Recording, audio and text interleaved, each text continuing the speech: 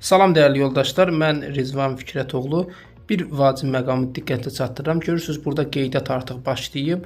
Bu 9 ildən kolleclərə sənəd vermək istəyən şəxslər üçündür. Məsələn, bəzi şəxslər var ki, sadəcə imtahan kollecə qəbul olmaq istəmir, attestat almaq istəyir. O zaman bunlar bu qeydiyyata ehtiyac yoxdur.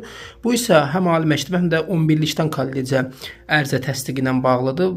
Bax, bu xanalardan istifadə edəcək. Demək girən ki, bax, həmin pəncərələrdə sizin üçün müvafiq xanalar qeyd olunub. Bir məsələni diqqətə çatdıracağım, əsas məsələ şəxsi kabinetdə yaşadığınız yerə xüsusən diqqət yetirin. Yaşadığınız yer dediyim nədir? Tutalım siz ola bilər ki,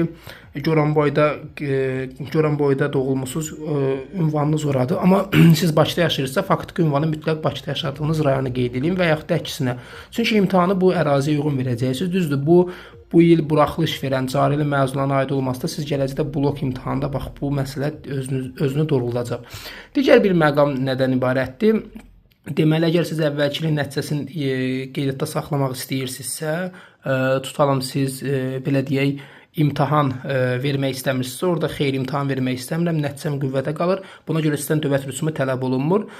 Cari ilin məzunlarının dövlət rüsumu tələb olunmur.